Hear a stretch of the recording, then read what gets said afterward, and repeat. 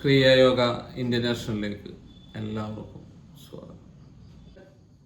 നമ്മുടെ ജീവിതത്തിൽ പല ആൾക്കാരും നേരിടുന്ന വലിയൊരു പ്രശ്നമാണ് അവരുടെ അവസ്ഥ. പല പല അവസ്ഥാന്തരങ്ങളിലൂടെ കടക്കുമ്പോൾ അമ്പലങ്ങളിൽ പോകും, പള്ളികളിൽ അവരെ ഇതിലായിട്ട് പോകും. അവളങ്ങനെ പോയി എന്നിട്ടും ആ അവസ്ഥയിൽ നിന്ന് അവർക്ക് മാറ്റമില്ല. അപ്പോൾ അങ്ങനെ അന്വേഷിച്ച് അവസാനം അവർ എത്തുന്ന ഒരു പോയിൻ്റാണ് ജപം. അവർ ജപിക്കാൻ മന്ത്രങ്ങൾ അങ്ങനെയുള്ള സംഭവങ്ങൾ ചെയ്യും. അതിലും ഇതില്ല. അങ്ങനെ പല ആൾക്കും ധ്യാനം എങ്ങനെ ധ്യാനിക്കാം എന്ന് പലരും ചോദിച്ചിട്ടുണ്ട്. കാരണം പല പല രീതിയിലൂടെ പല പല ധ്യാനങ്ങളുണ്ട്. എളുപ്പമാർഗം നമുക്ക് എങ്ങനെ ധ്യാനിക്കാം എന്നുള്ളതാണ് നോക്കേണ്ടത്. പലരും ചോദിച്ചു ധ്യാനിക്കാതിരിക്കുമ്പോൾ എന്തിനെ ധ്യാനിക്കണം, ആരെ ധ്യാനിക്കണം, എങ്ങനെ ഇരിക്കണം, ഇരിക്കുമ്പോൾ സ്വസ്ഥത കുറവ്, എന്താണ് ചെയ്യേണ്ടതെന്ന് അറിയില്ല. അങ്ങനെ വല്ലാത്തൊരു മാനസിക ചെയ്യാമെന്ന് വിചാരിച്ചാൽ പോലും നമുക്ക് ധ്യാനം എന്ന് പറയുന്ന ആ ഒരു പോയിന്റ് കിട്ടില്ല. എന്നാൽ അതിനെ നമ്മൾ ആർക്കും ഒരു നിസ്സാരമായി ചെറിയ കുട്ടിക്ക് പോലും ധ്യാനത്തെ എങ്ങനെ ധ്യാനിക്കാം എന്ന് പറയുന്ന ചെറിയൊരു വീഡിയോ ആണ്.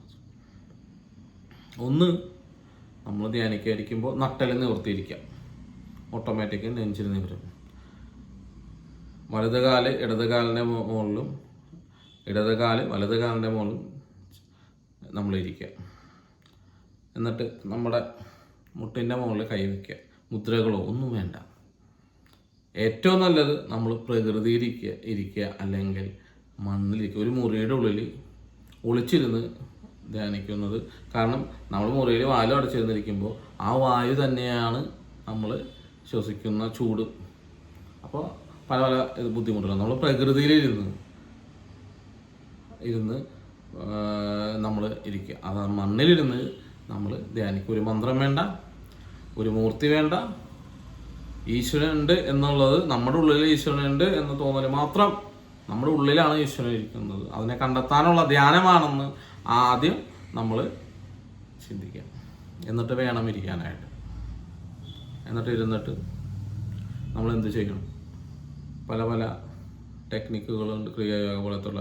പക്ഷെ അതൊന്നും നിങ്ങൾ ചെയ്യണം. ആദ്യമായിട്ട് നിങ്ങൾ സ്റ്റാർട്ട് ചെയ്യുമ്പോൾ എന്താണ് ധ്യാനം, ആരെയാണ് ധ്യാനിക്കേണ്ടത്? ആദ്യം നമ്മുടെ ഉള്ളിൽ പ്രാണനുണ്ട്. ആ പ്രാണനാണ് നമ്മുടെ ഈശ്വരൻ. ആ ഈശ്വരനാണ് നമ്മുടെ ജീവിതത്തിലെ വെളിച്ചം എന്ന് സ്വയം മനസ്സിലാക്കും. ആ മനസ്സിലാക്കി കഴിഞ്ഞാൽ ഈ നേരത്തെ പറഞ്ഞ പോലെ ഇരുന്ന് നമ്മൾ എന്ത് ചെയ്യണം? നമ്മളിരുന്ന് നമ്മുടെ ശ്വാസം നമ്മൾ മൂക്കിന്ന് വലിക്കും. ഇനി വലിക്കുമ്പോൾ നമ്മൾ കണ്ണടച്ചാണ് ഇരിക്കുന്നത്. വലിക്കുമ്പോൾ അതിൻ്റെ ശബ്ദം നമ്മൾ കേൾക്കും. ആ ശബ്ദത്തെ നമ്മൾ പഠിക്കുക. നമ്മൾ വലിക്കുമ്പോഴും പുറത്തിറക്കുമ്പോഴും. അപ്പോൾ ധ്യാനത്തിലിരിക്കുമ്പോൾ ഒരു വ്യത്യാസമുണ്ട്. മൂക്കിൽ കൂടെ എടുത്തിട്ട് മൂക്കിൽ കൂടെ തന്നെയല്ല, മൂക്കിൽ കൂടെ എടുക്കുമ്പോൾ നമ്മൾ നട്ടലിൻ്റെ അടിയിൽ, അല്ലെങ്കിൽ നമ്മുടെ മുന്നിൽ പൊക്കിളിൻ്റെ അടിയിൽ വരെ ആ വായു എത്തണമുണ്ടോ എന്ന് ശ്രദ്ധിക്കുക. അപ്പോൾ വായുയുടെ സഞ്ചാരം മൂക്കിൽ കൂടെ നമ്മൾ എടുക്കുന്നു. ഇങ്ങനെ എത്തി നമ്മൾ ഒരു 1 മുതൽ 10 വരെ ചുമ്മാ നമ്മുടെ മനസ്സിലുണ്ടാകും. അപ്പോൾ ഈ മൂക്കിൽ കൂടെ വലിച്ചു ആ ശബ്ദം നമ്മൾ കേൾക്കണം. കണ്ണടച്ച് ചെവിയൊക്കെ ഇത് ചെയ്തിട്ട് നമ്മൾ എന്ത് ചെയ്യണം? വേറെ ശബ്ദങ്ങളൊന്നും കേൾക്കരുത്. നമ്മൾ ശ്വസിക്കുന്ന അല്ലെങ്കിൽ വലിക്കുന്ന വായു മൂക്കിൽ കൂടെ കയറി ഉണ്ടാക്കുന്ന ഒരു ശബ്ദമുണ്ട്. അതിന് നമ്മുടെ ഒരു ഇതിൽ പറയുക സം എന്ന് പറയും. അതിനെ നമ്മൾ എടുത്തു. നമ്മൾ 1 മുതൽ ഒരു ഇത്ര സെക്കൻഡ് വരെ നമ്മൾ ഹോൾഡ് ചെയ്യുന്നു. എടുക്കുമ്പോൾ ആഞ്ഞെടുക്കും. എന്നിട്ട് പൊക്കിൻ്റെ അടി വരെ എത്തി എന്ന് പറഞ്ഞാൽ വായിലൂടെ ശ്വാസം പതിയെ വിടുക. അതിനെ നമ്മൾ ആ ശ്വാസത്തെ മൂക്ക് കൊടുക്കുന്നത് സം എന്നും വായിൽ കൂടെ വിടുന്ന ശ്വാസത്തെ ഹം എന്നും നമ്മൾ പറയും. അപ്പോൾ അത് നമ്മൾ ഒരു ഇതിട്ട് വിളിക്കുന്നത്. കാരണം ആ ശ്വാസനാദത്തിന് ഓരോരുത്തർക്കും ഓരോ രീതി. ആ ശബ്ദത്തെയാണ് നമ്മുടെ ആ ശ്വാസം വലിക്കുന്ന മൂക്കിൽ കൂടെ വിടുമ്പോൾ വലിക്കുന്ന നമ്മുടെ ഉള്ളിൽ ധ്വനിക്കുന്നത് എന്തോ ആ നാദത്തെയാണ് നിങ്ങൾ ധ്യാനിക്കേണ്ടത്.